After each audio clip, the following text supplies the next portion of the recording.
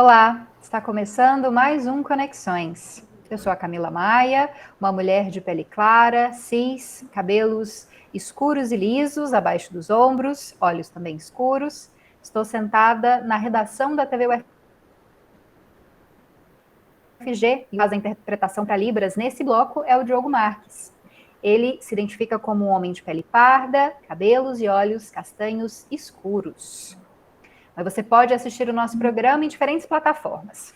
Na TV UFG, canal 15.1 do Sinal Aberto, 21 da NET Goiânia, e também pelo site, pelo aplicativo ou pelo YouTube da TV UFG. Procura no YouTube TV UFG e você encontra todos os episódios que nós já produzimos aqui no Conexões.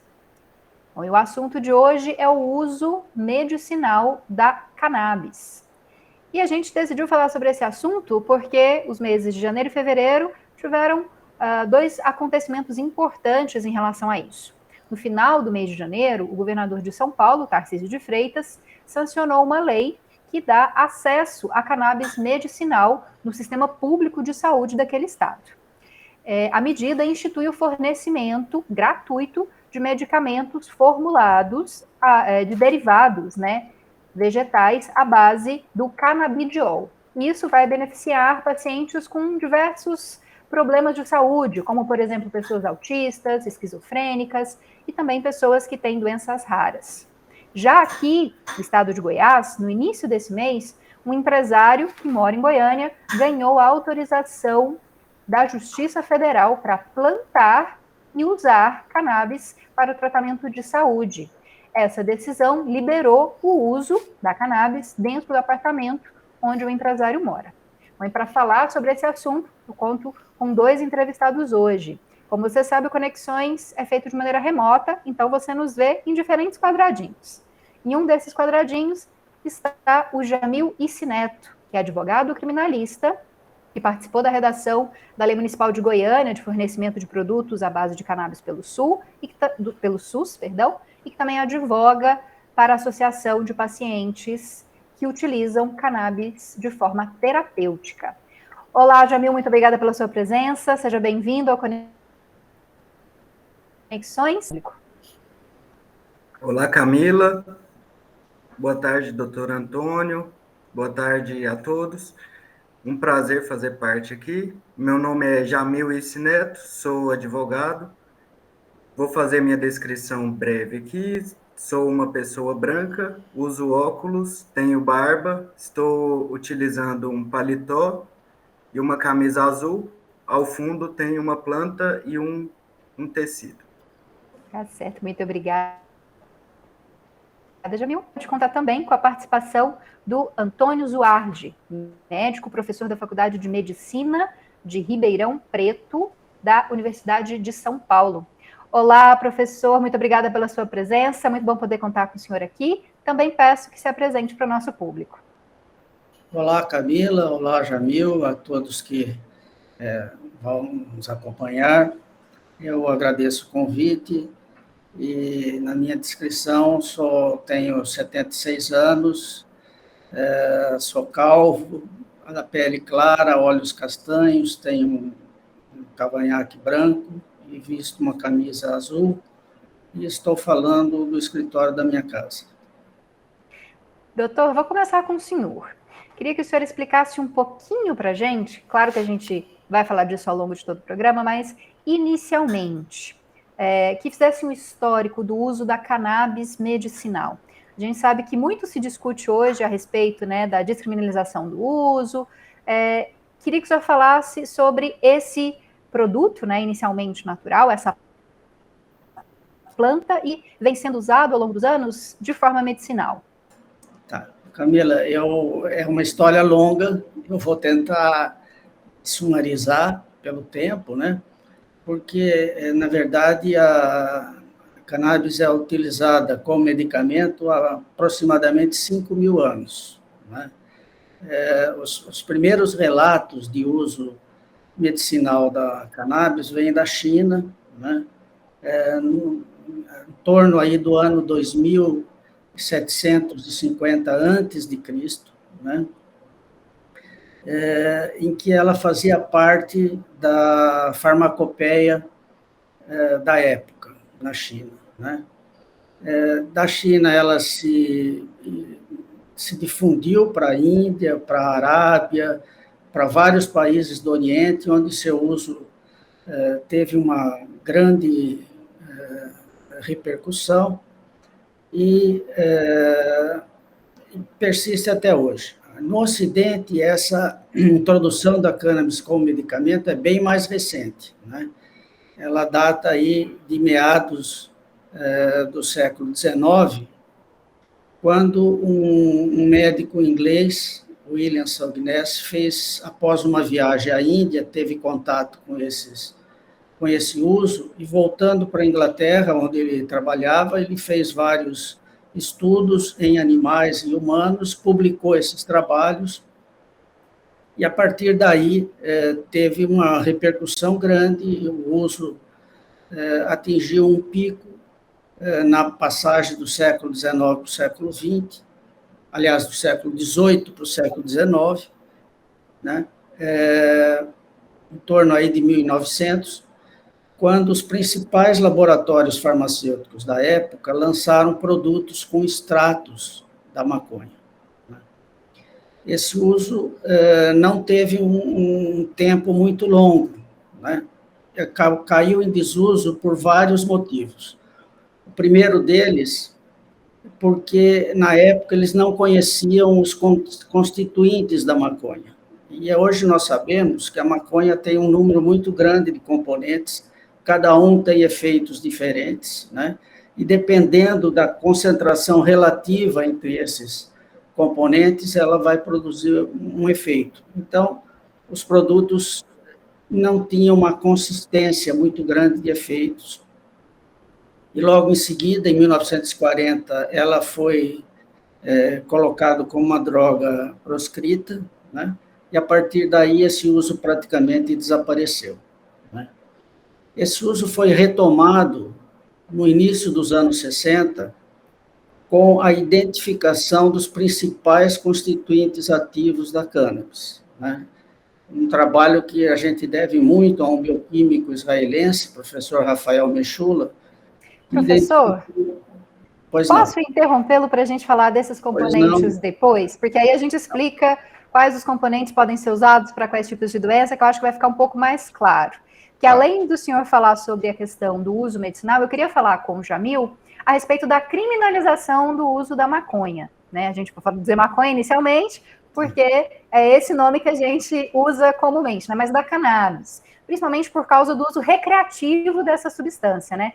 Tem como explicar um pouco para a gente também, como disse o professor Antônio, que o uso médico foi descontinuado, né? E também há uma legislação que vai criminalizar esse uso de diferentes formas, inclusive o uso medicinal, né, Jamil?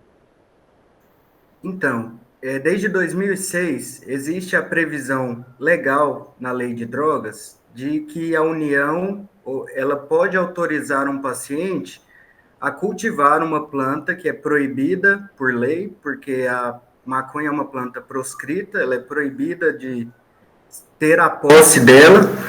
O uso tanto da maconha como de outras drogas não é algo criminalizado, o que é crime é você estar em posse delas. E existe a previsão desde 2006 de que é possível um cultivo dentro da legalidade. De 2019, até um pouco antes para cá, começaram a ter muitas ações na justiça, no sentido de se pedir que se faça ser cumprida essa legislação. De 2006 para cá, era obrigação do poder público, do Ministério da Saúde, da Anvisa e dos órgãos regulatórios, criar mecanismos para ser assegurado esse direito. Assegurado tanto na Lei de Drogas como na Convenção de Direitos Humanos, é algo que o tratamento de saúde tem que se sobrepor a um possível crime. Então, uma pessoa que cultiva para tratamento próprio não pode ser enquadrada como igualmente a uma pessoa que tem posse ou que cultiva para qualquer outra finalidade. Por quê?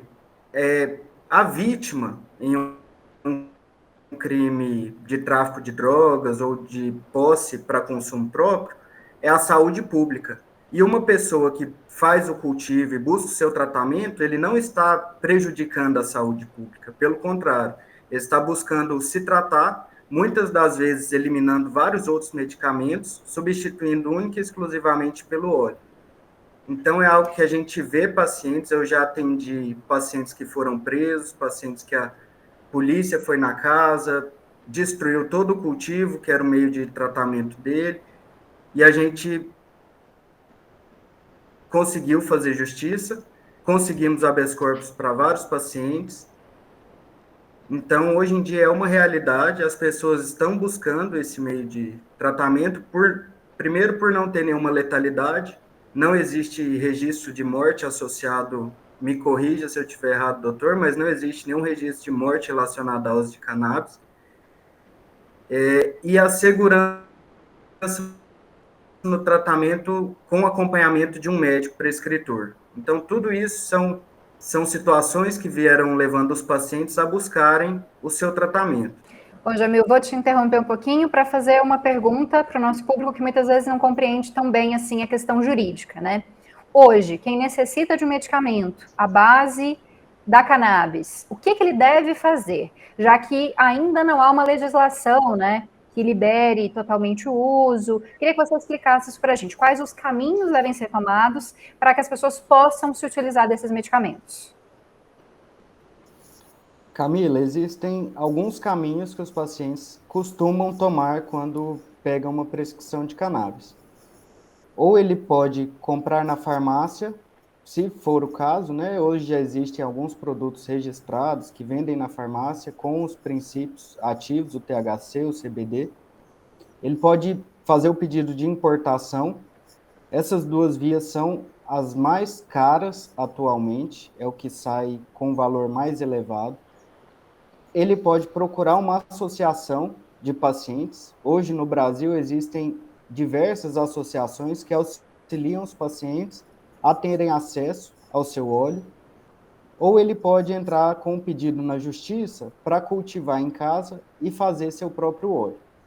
Basicamente são essas 3 linhas que o paciente pode tomar. Daqui a pouco a gente volta a falar um pouco mais sobre essas questões jurídicas, o caso aqui de Goiânia, né, que você foi um dos responsáveis pela vitória do empresário que conseguiu essa liberação, né, para plantio e consumo. A gente fala um pouquinho mais dessas questões daqui a pouco. Professor Antônio, o senhor estava falando para a gente sobre os diferentes componentes da cannabis. Explica para a gente um pouco mais sobre esses componentes e também há especificidades de cada um deles para alguma área da saúde. A gente fala, por exemplo, do canabidiol, do THC, como é que eles funcionam em relação a possíveis tratamentos também. Se o senhor pudesse explicar para a gente melhor. Certo. Pois não, Camila. O componente principal da maconha, o que é responsável pelos efeitos conhecidos da planta, é o delta-9-THC, que a gente chama de THC simplesmente, né? Esse componente, ele, como eu disse, ele teve a sua estrutura química identificada em 1964 e ele produz exatamente os mesmos efeitos que a maconha produz, dependendo, evidentemente, da dose. Dose baixa produz uns efeitos, doses mais altas produz sintomas mais próximos da intoxicação canábica, enfim, depende da dose, de vários outros fatores, né?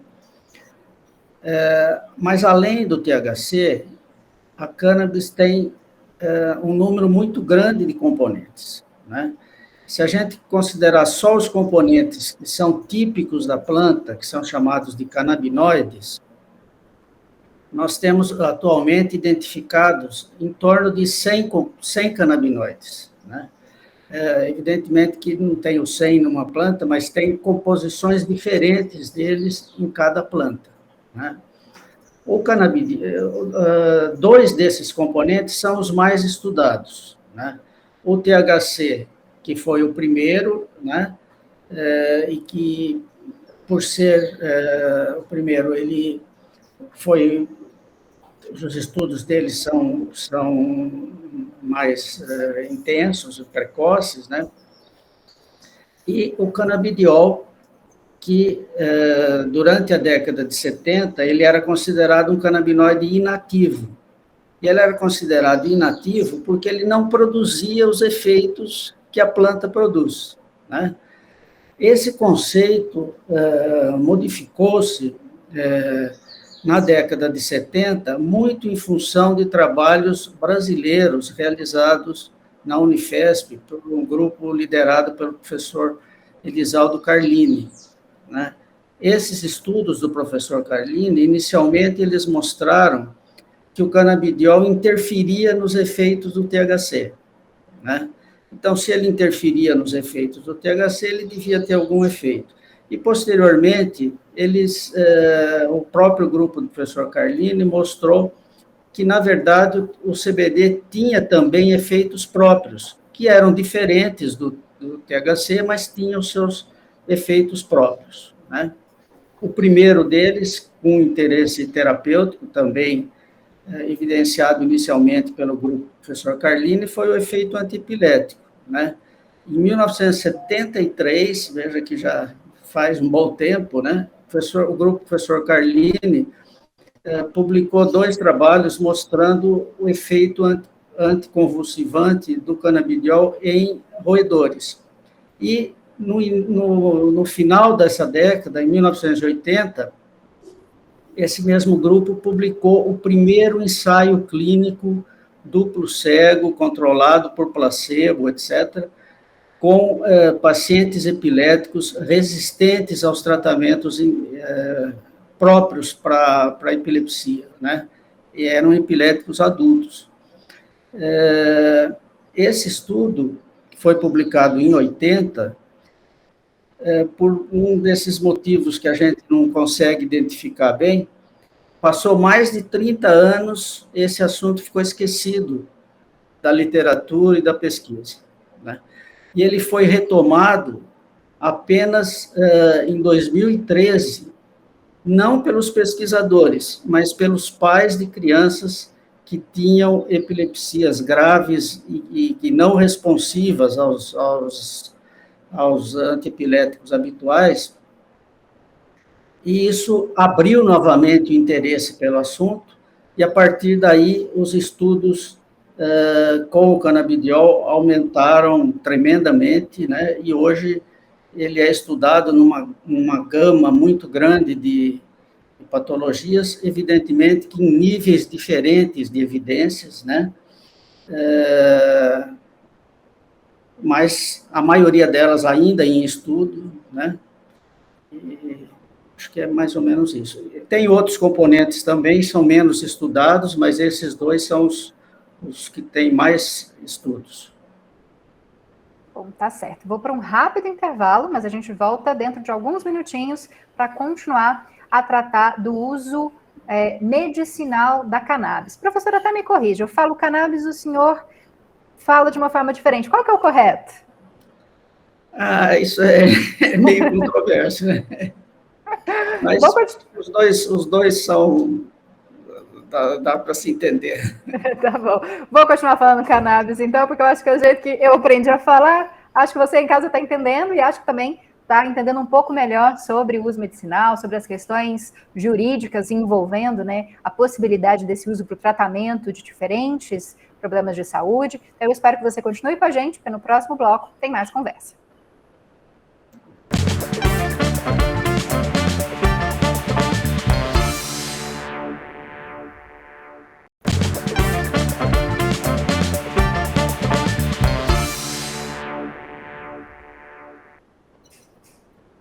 Estamos de volta com Conexões de hoje, que fala sobre o uso medicinal da cannabis. E estão conosco para falar sobre esse assunto o Antônio Zuardi, médico e professor da Faculdade de Medicina de Ribeirão Preto, da Universidade de São Paulo. Também estamos conversando com o Jamil Isse Neto, que é advogado criminalista e que advoga para associações de pacientes que utilizam a cannabis de forma terapêutica. Bom, vou falar novamente com o Jamil. Jamil, você citou que há 3 formas diferentes para se buscar, né, a possibilidade legal de uso da cannabis. Queria que você tentasse explicar um pouco para o nosso público quais são as implicações dessas três formas. Por exemplo, você disse que importação tem um custo alto, mas a gente sabe que também a produção em casa, ela requer muitos cuidados, né, um conhecimento técnico para que esse produto contenha os níveis esperados, né, das substâncias que são terapêuticas. Como é que a gente pode orientar alguém que quer buscar a justiça, né, que quer tentar obter legalmente esse uso, mas que muitas vezes não sabe qual seria a melhor saída? Camila, hoje existem perfis diferentes de pacientes, desde crianças bem jovens até idosos de idade já bem avançada. Alguns vão ter uma maior facilidade para lidar com o cultivo e o manejo da planta e a extração do óleo, que, apesar de não ser algo tão simples, também não é algo que requeira um conhecimento tão aprofundado. O cultivo da planta pode trazer diversas implicações, como problemas com pragas, com fungo, contaminação do solo, e isso prejudicaria o resultado final do produto alcançado, do óleo. Então, existe sim um risco quanto à segurança do cultivo feito em casa. Orientamos sempre os pacientes que desejam essa via de tratamento, que busquem cursos. Hoje existem cursos até gratuitos na internet sobre o cultivo da planta para pacientes. As associações têm sido uma via bem utilizada pelos pacientes, porque nas associações eles encontram diversos profissionais. Existem algumas associações aqui no estado de Goiás. Eu faço parte de duas associações, que é a Ágape e a Curando Ivo. Ambas auxiliam os pacientes a conseguirem aquilo que está na receita médica. Se o paciente chega com uma receita de um óleo importado, a gente vai atrás, entramos com uma demanda jurídica, o que for preciso, para que ele consiga ter acesso a esse óleo. O custo de uma associação é bem inferior ao óleo adquirido na farmácia ou importado. A facilidade do óleo importado, ela vem para quem realmente tem condições financeiras. O óleo ele pode chegar a custar R$2.000, R$3.000 por mês, então isso inviabiliza para muitos pacientes. E o que a gente vê na prática, na justiça criminal, é que ela é uma justiça racista. Posso falar isso abertamente, porque eu tenho muitos clientes, eu participo de várias audiências. Quando é um paciente negro periférico, o julgamento e o tratamento dado é um, e quando é uma pessoa que mora em um condomínio de luxo, que é pego com uma quantidade muito grande, o tratamento é outro. Então, a gente busca sempre balizar bem essas nuances da lei de drogas, como a aplicação dela depende muito do policial que fez a apreensão, do delegado, do promotor, do juiz, de todos os atores que estão envolvidos ali, né, no caso. É uma busca constante por justiça social. Então, existem também muitos pacientes que já conseguiram esse habeas corpus e não conseguem cultivar a planta. Acabam tendo que buscar associações ou buscar uma outra forma de cultivo, uma outra forma de acesso, porque o cultivo acaba sendo bem dificultoso para algumas pessoas. Então, só para a gente destacar, você disse que são duas associações que você presta serviços, né? Ágape e Curando Ivo. Se alguém precisar de algum aconselhamento, um auxílio judicial, pode procurar, então, né? Busca aí na internet para ter acesso a essas duas organizações, né? Isso. As associações elas estão de portas abertas para receber, atender os pacientes, acolher e orientar o que for melhor para o tratamento deles.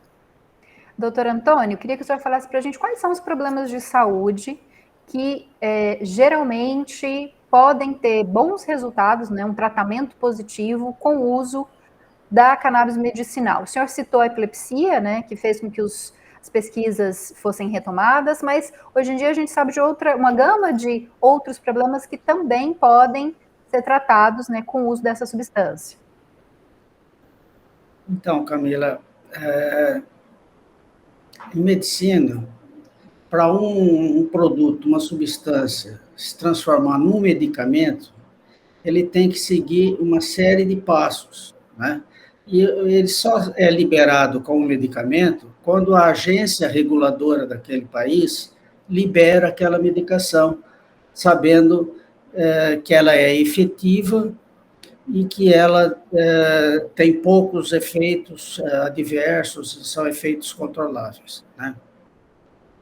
Bom, no caso dos produtos derivados da cannabis, o THC, como eu disse, foi o primeiro a ser mais estudado e tem alguns produtos que contêm THC que são liberados como medicamento, né? Para ser liberado como medicamento, depois de todas as fases do estudo, pré-clínico, fase 1, fase 2, fase 3, multicêntrico, aí é que ele vai poder ser liberado como medicamento, né?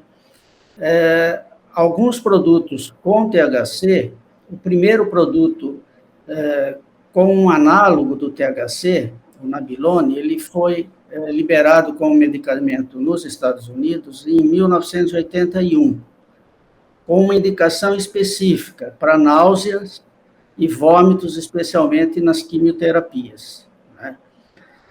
Alguns anos depois, em 1985, foi liberado um outro medicamento, que é um THC sintético, Dronabinol, também com a mesma indicação, né, para náusea e vômitos em pacientes submetidos à quimioterapia. E com o advento da AIDS, essa indicação ampliou-se para a anorexia, né, em 1995. E mais recentemente, né, um extrato da planta contendo THC e canabidiol, né, foi liberado para esclerose múltipla, para a espasticidade da esclerose múltipla, né? Mundialmente ele é conhecido como Sativex, aqui no Brasil ele foi lançado como Mevatil, né? Do canabidiol, o único produto liberado e que pode ser vendido em farmácia, contendo canabidiol puro, foi liberado pela agência americana em 2018, né, que é o Epidiolex, contendo apenas o canabidiol. Então, eu fiz toda essa explicação para dizer que as indicações de medicamento comprovadamente liberado pelas agências reguladoras são apenas esses 4, né? Qual é o problema do uso da planta como um todo, né? Eu até entendo os recursos judiciais, as soluções que são tentadas de várias formas, mas eu entendo isso como uma solução individual, né? Como política de saúde, isso tem muitos problemas, né? Quais são os problemas? Qual o problema principal? Como eu disse para vocês, a planta tem mais de 100 componentes, né? Cada um deles tem um efeito. Então, dependendo da origem genética da planta, dependendo do local onde ela é plantada, dependendo da temperatura em que ela cresceu, né, ela vai ter uma composição diferente entre esses diferentes componentes, né? E os resultados vão ser meio que aleatórios, dependendo da concentração entre esses diferentes componentes. Então, idealmente, você deveria usar o produto puro, né, a substância pura. Por quê? Com o produto puro, o médico vai saber qual o produto que ele está usando, quais os efeitos terapêuticos desse produto, quais os efeitos adversos desse produto, em que dose esse produto vai fazer efeito. Só para dar um exemplo, o canabidiol, por resultados aí do nosso grupo, mostrou que eles, por exemplo, na ansiedade, ele só é efetivo numa janela terapêutica, quer dizer, entre uma dose em torno aí de 300 miligramas, abaixo disso ele não tem efeito, acima disso ele não tem efeito.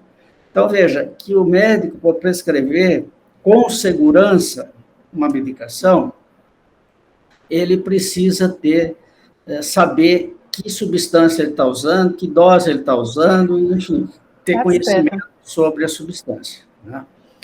Como política pública, então, o senhor acredita que o melhor seria que houvesse uma legislação e uma produção uma produção comercial desses produtos? Isso. Qual que é o grande problema, que o Jamil até já levantou? É o alto custo desses produtos. Esses produtos são muito caros, inacessíveis para a maioria da população que precisa desse medicamento. Né? Então, qual é a saída? Né? Eu acho que uma saída muito interessante foi essa adotada no estado de São Paulo, com a liberação dos produtos no SUS, né? Porque com isso a pessoa que precisa do produto, ele vai ter acesso a um produto e esse produto vai ser controlado, espero, né? Que o Estado, o SUS, para credenciar um produto do SUS, ele vai saber tudo isso, qual é a composição desse produto, que substâncias tem ali, quais efeitos, qual dose, né? Então, essa me parece, do ponto de vista da saúde pública, a melhor solução. Bom, Jamil, falando dessa questão que o professor Antônio destacou, né, que houvesse uma legislação nacional como a de São Paulo, né, queria que você falasse um pouco disso, em que pé que anda essa discussão em âmbito nacional e falando aqui mais localmente, né, para a gente aqui em Goiânia, em Goiás, também como que está, em que pé estão as discussões a respeito desse uso, né, da possibilidade de liberação no SUS, muito distante, próximo, conta para a gente.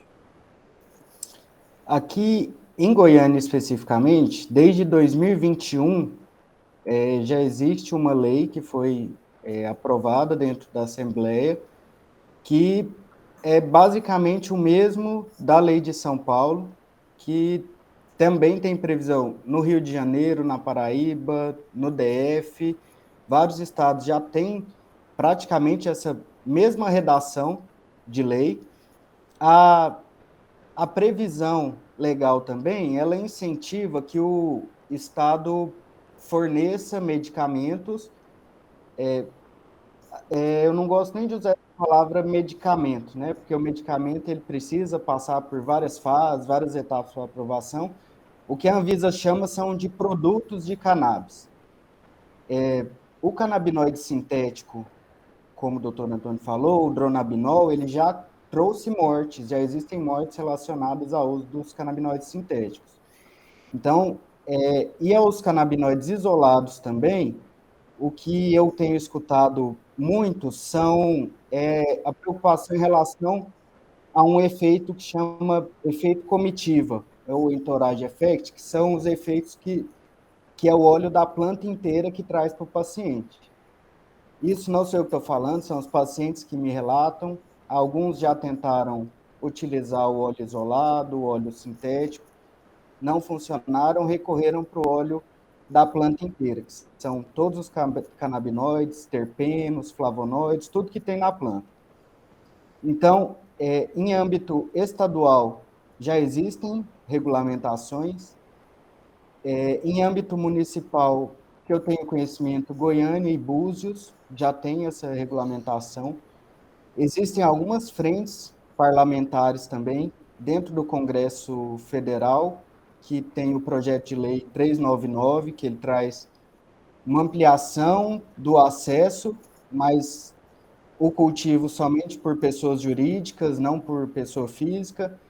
Então, existem uma série de fatores que implicam numa dificuldade ao acesso pelo paciente que realmente precisa. Porque quem precisa fala assim, eu só quero tomar um óleo para ver se dá certo, para ver se corta as convulsões, para ver se melhora o dia a dia do paciente com autismo, do paciente de diversas patologias, né?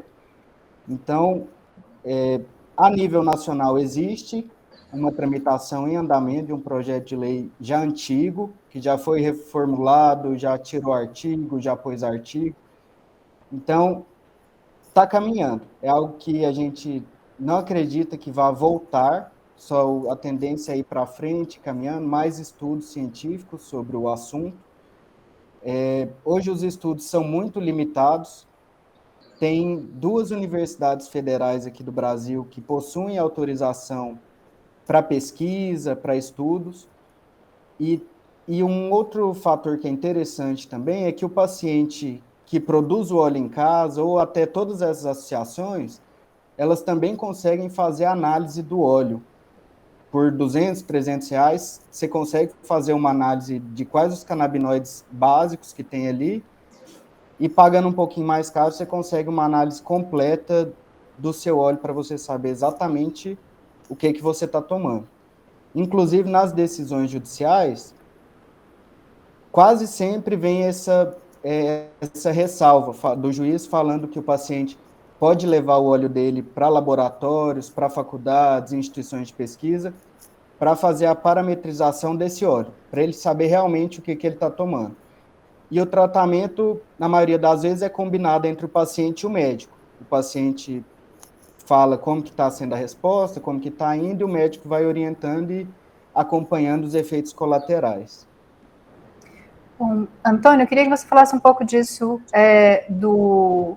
disso que o Jamil relatou, né, de tentativas de buscar melhorias em diferentes casos, como o autismo, por exemplo, e que falasse das formas também de consumo da cannabis. Geralmente é em óleo, há algum outro tipo de consumo também, e, logicamente, orientar o nosso público que as coisas devem ser feitas a partir da orientação médica, né? Nós temos que tomar cuidado, mesmo sendo um produto natural, a gente tem que tomar cuidado com aquilo que a gente consome e a forma também como a gente consome, né? Eu vou começar, Camila, pela sua última afirmação, né? As pessoas acham que quando você fala assim, eu estou usando um produto natural, eu estou seguro, o produto natural é natural, não vai causar nada. É errado, né? Os produtos, as substâncias que existem nos produtos, elas têm, como qualquer substância, efeitos benéficos e efeitos adversos, né? Então, saber qual substância está sendo usada é uma coisa muito importante, né? Mesmo esses extratos importados, nós publicamos um trabalho já há algum tempo de uma criança que teve uma resposta brilhante ao canabidiol, né, ao extrato contendo canabidiol. Ela tinha um número elevado de crises e quando começou a tomar esse produto, ela melhorou bastante as suas crises, né? Esses produtos eram importados, e numa dessas importações, a criança começou a ter comportamentos estranhos, ela começou a ter risos imotivados, ela começou a ficar com os olhos vermelhos, com sinais típicos de uma intoxicação pelo THC, né? Nós tivemos conhecimento do caso, fizemos uma análise dos componentes desse produto e naquela amostra, veja, do mesmo laboratório do exterior, tudo exatamente igual, só que aquela amostra que ela recebeu, aquela substância que ela recebeu aquela vez, tinha um teor de THC muito acima do que era tolerável, né? Veja, isso é muito problemático, porque hoje já se sabe que o uso especificamente do THC, não do CBD, mas do THC, em crianças em fase de desenvolvimento, ela atrapalha o desenvolvimento, né?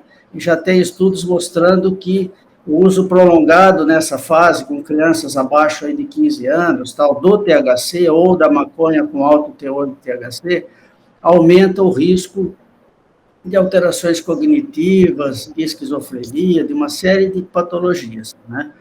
Então, a gente precisa ter um cuidado muito grande com a substância que está sendo ingerida, né? Não é que o THC seja prejudicial, não. Tem indicações precisas para o THC, né? Por exemplo, esses que eu citei, na náusea, na esclerose múltipla, ele é muito, mas ele tem que ser usado na dose certa, na quantidade certa, a pessoa sabendo o que está usando, né?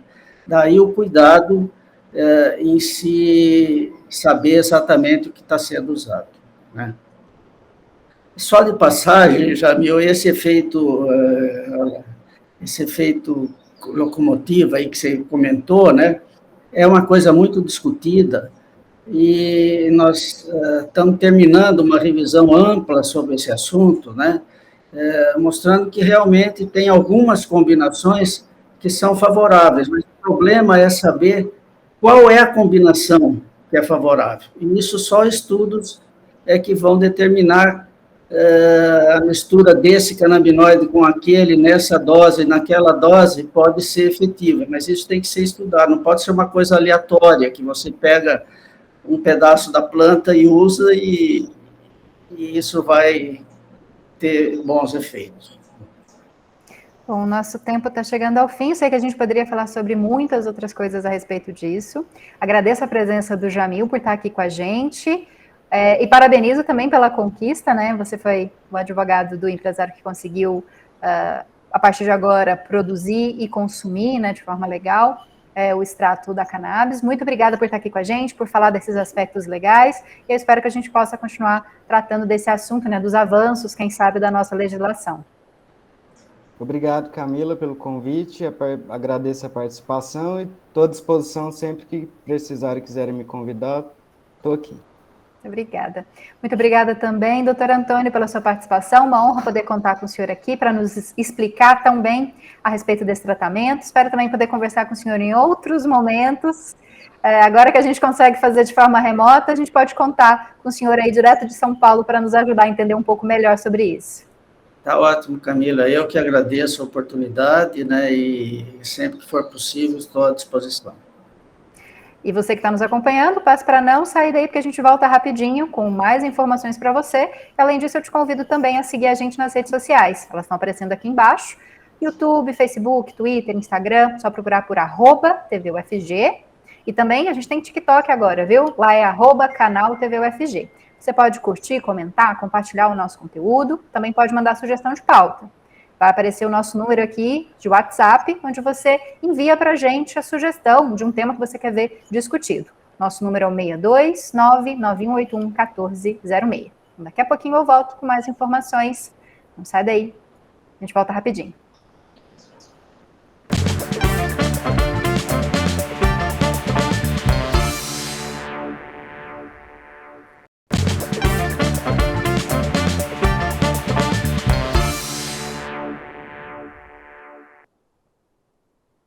Esse é o último bloco do Conexões de hoje. E antes da gente falar um pouco sobre garimpo legal, também sobre opções de cursos artísticos aqui em Goiânia, eu te convido a assistir a programação da TV UFG em diferentes plataformas. Você pode conferir no sinal aberto, canal 15.1, no 21 da NET Goiânia, também pelo site, pelo aplicativo e pelo YouTube. Você consegue conferir todo o nosso conteúdo. Tá vendo aí embaixo? Se quiser tirar uma foto para você ter sempre em mãos onde poder assistir a TV UFG, o nosso site tvufg.org.br. Também dá para baixar o aplicativo se o seu celular tiver modelo Android, e lá você confere a programação ao vivo e também pode nos enviar mensagens. Bom, agora sim, a gente fala sobre as últimas informações desse programa, e a primeira delas não é nada positiva. A área ocupada pelo garimpo no Brasil bateu recorde histórico em 2021. 196 mil hectares do território nacional foram dedicados a essa atividade. Essa área é tão grande quanto a da cidade de São Paulo.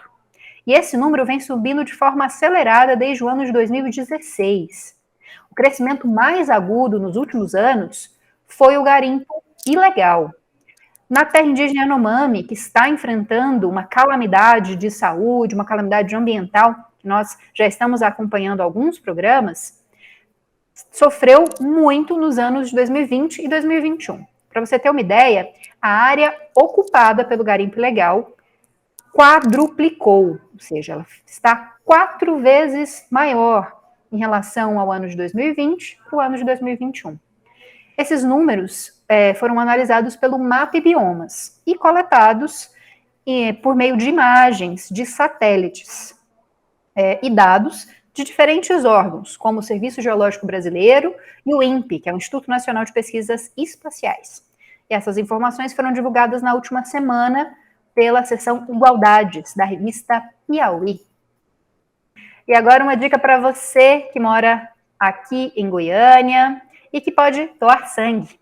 O Banco de Sangue do Hospital das Clínicas, o FG-EBSER, lançou uma campanha, Bloquinho do Hemolito, para incentivar a doação de sangue no período pré-carnaval, também no período do carnaval. A campanha tem o tema, ou abre alas, que eu quero doar, e pretende chamar a atenção de todas as pessoas para esse período do ano, em que as doações caem bastante, mas as demandas por sangue aumentam. Só para você ter uma ideia, uma bolsa de sangue que você doar pode ser importante para salvar a vida até de 4 pessoas diferentes. O atendimento no Hospital das Clínicas, no Banco de Sangue do HC, ocorre de segunda a sexta-feira, das 7 horas da manhã às 6 horas da noite, sem intervalo para almoço. Então você tem esse tempo todo aí para dar uma corridinha lá, fazer a sua doação, para ajudar a aumentar o estoque do banco de sangue. Lembrando aí que você pode doar a partir dos 18 anos de idade, ou entre 16 e 18, com autorização dos pais, até os 65. Para doar, você tem que estar em boas condições de saúde, ter dormido bem na noite anterior, não ter consumido bebida alcoólica. Então, são coisas importantes para você saber na hora de se direcionar ao banco de sangue. E lembre também, claro, de levar um documento oficial com foto para poder fazer a sua doação. Para finalizar, uma dica para quem quer fazer cursos de artes. O Centro Livre de Artes oferece vagas gratuitas em cursos nas áreas de música, artes visuais, artes cênicas e práticas corporais. Dentre essas atividades, vou citar algumas para você. Yoga, dança de salão, desenho, pintura. São mais de 1.000 vagas disponibilizadas. E as aulas vão começar no dia 27 de fevereiro, depois do carnaval.